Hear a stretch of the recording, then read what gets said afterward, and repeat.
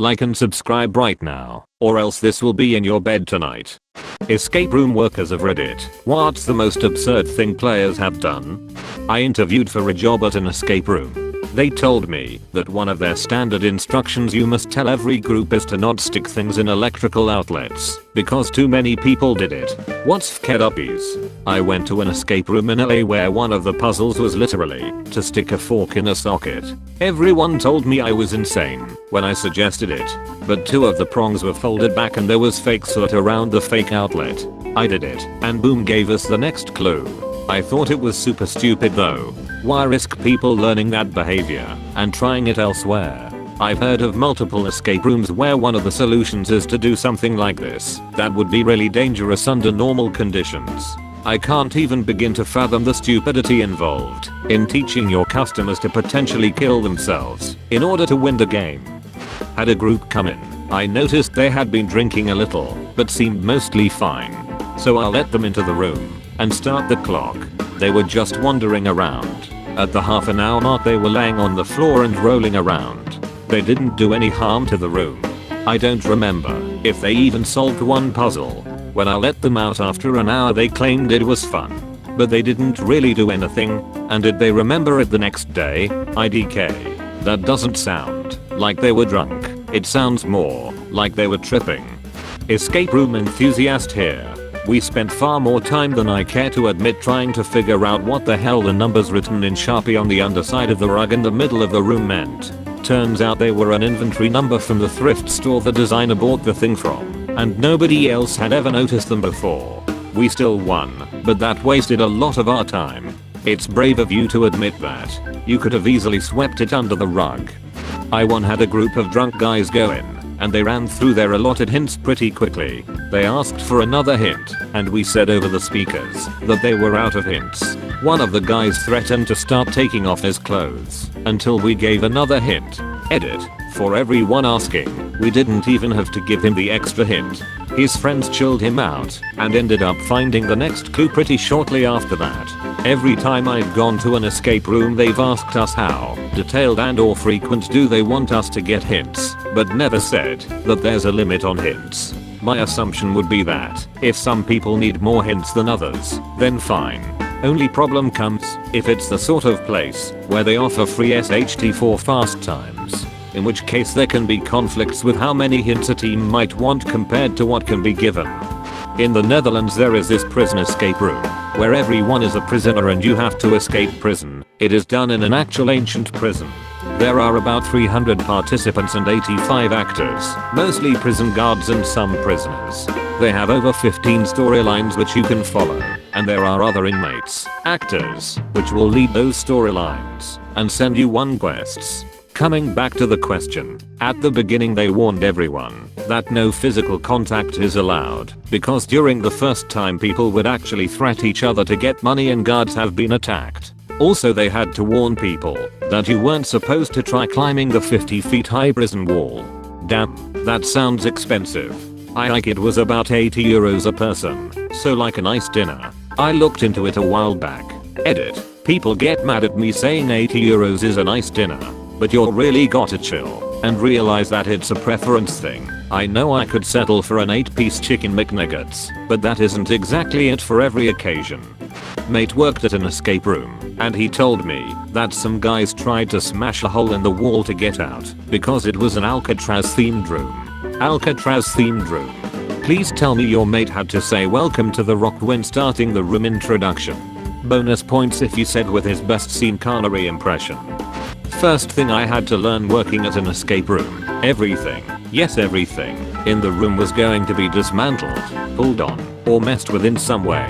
Have a screwdriver in the room, maybe there's a clue in the light switch cover. Black light, must have to take it completely apart.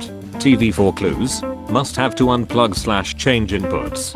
And anything not nailed down is bound to be broken. I've done one where a clue was inside the thermostat. Granted it was fake, but it did require unscrewing. At the escape room that I worked in we had this horror themed room.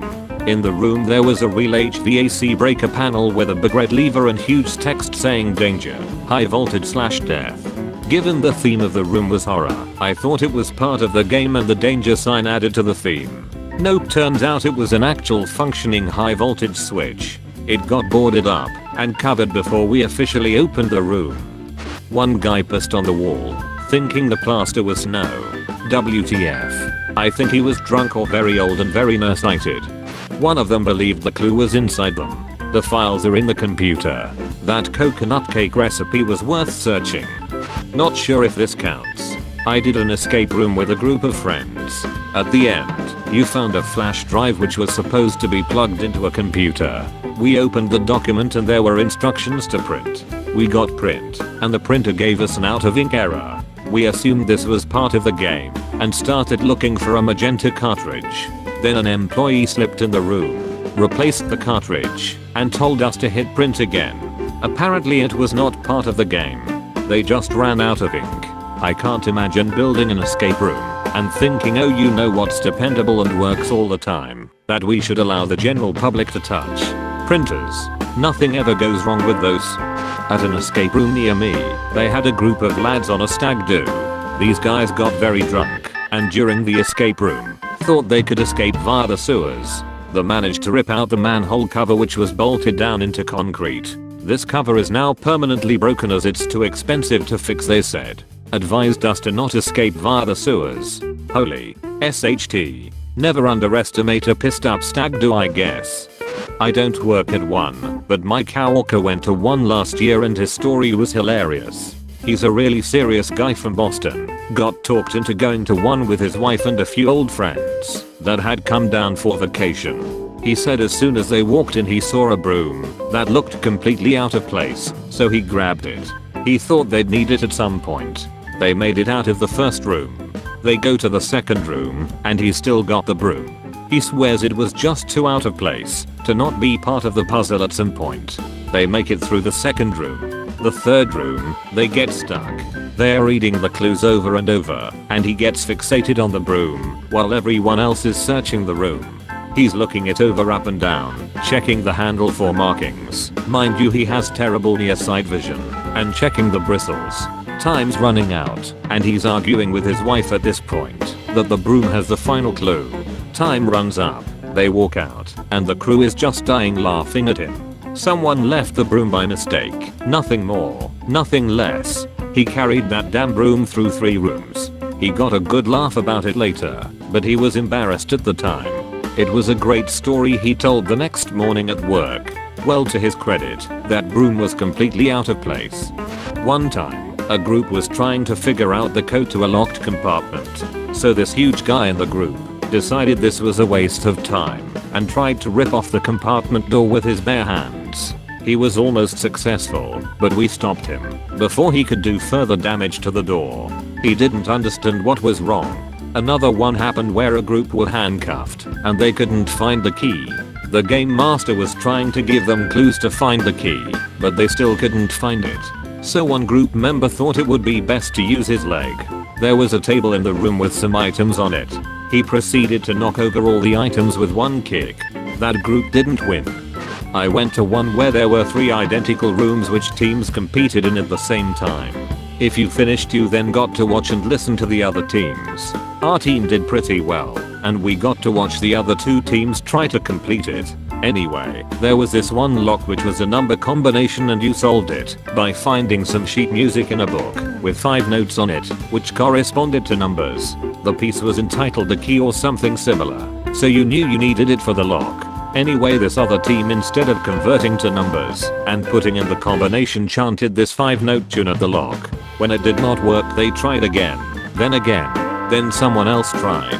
This went on for 10 minutes and got louder and louder. Eventually the game master stepped in and told them it was not going to work. Apparently they were the only team ever to do that. Ah yes. In order to unlock the lock we have to summon the Eldritch One. A group came in that disassembled some of the furniture, a bed and a desk, ripped some of the wallpaper off the walls, and pulled the heads off some stuffed animals. JFC, you would think not needing to destroy everything would be reasonable assumption. I wasn't there when it happened, but I heard through the grapevine that they had snuck in a couple tools and later explained that they'd been to a couple extreme escape rooms overseas where this was the norm. I'm pretty sure they just got kidnapped in South America somewhere. Not an escape room worker, but second time I went to one, the owner told me that once a group decided to smash all the locks because they found the hammer on which a clue is written. They had to replace all locks, and it is now a toy hammer. I'd like to say those people were morons, but when we found it the same idea was discussed in our group. Honestly, I blame them to a point. Only thing worse would have been writing the clue on a bolt cutter to find the key. This is a key. I feel kinda bad about the time our group unscrewed half the pictures on the wall using a paperclip, since none of us had the sense to think that maybe the pictures being screwed down was a sign we weren't supposed to look behind them. Edit. To elaborate, we managed to crack the combination lock to a drawer, which had a jar of paper clips in it, to which our reaction was, do we have to pick a lock at first, and then hey, I think these fit perfectly into the screws, but on the walls. Turns out, the actual purpose of the paper clips was to make a chain, to dangle into a tube, to pick up a key. Can't remember if we had a magnet or a hook to help, which we discovered after looking behind the one picture in the room not screwed down, and finding the code to the combination lock on the drawer below the first one. I mean, if I worked in that escape room, I'd be hella impressed you got it all undone with a paper clip. My buddy guessed a locks combo which gave us the final clue, but we had not found the other ones. We ending up solving the room backwards. When the room administrator came in, she had nothing else to say, but what the FK did you guys do? We did the first portion of an escape room without completing one vital puzzle, which was finding the cables needed to turn the lights back on. One of them was hiding in a cereal box we hadn't checked. There were like 20-30 empty cereal boxes in the room. Not terribly ridiculous, but me and the husband loved them and wanted to share our love of them with our family. When we got out of the escape room, the super amazing nuclear explosion room in Chattanooga, Tennessee, the room operator was cracking up laughing. I guess at one point, in order to get keys or clues, my overenthusiastic husband had picked up my 8-year-old nephew by the ankles upside down and was shoving him in barrels. I had no idea he was doing this, but the operator was dying. Picked up my 8-year-old nephew by the ankles upside down and was shoving him in barrels. We got a city to save Jimmy. Your sacrifice shall not be in vain. Not a worker, but was with a group of people, and one of them became so overwhelmed that almost immediately after walking in, they spun around and walked right back out again. Guess he won. A kid I knew from school, his family owns an escape room business. The most things that happen is people trying to take things when it's clearly nailed down or nailed to the wall. Then he said that a little kid pissed in a bottle. Mama, it's a bottle. I wonder if it's a clue. Piss in it to find out, Jerry. Piss in it. Oh my god, my time has come. People do dumb shit in escape rooms constantly, but that's the whole point, and it's usually in good fun. The best part of my old escape room job was that it was literally right next door to a brothel. People would frequently come to our door not realizing that they were one door over from where they wanted to be and ask, hey, how much? Me, in my customer service voice, well, it depends on how many people you bring. It's $40 each if you're a group of 2, and goes down to $32 each if you're a group of 8. Usually we recommend groups of 4 to 6 people. That seems to be the sweet spot. Their looks of horror will make me laugh forever. I bet people making the opposite mistake were confused too. Thank you very much for watching. In the comments under the video, write what you think about all this. Also, don't forget to watch our other videos. Bye.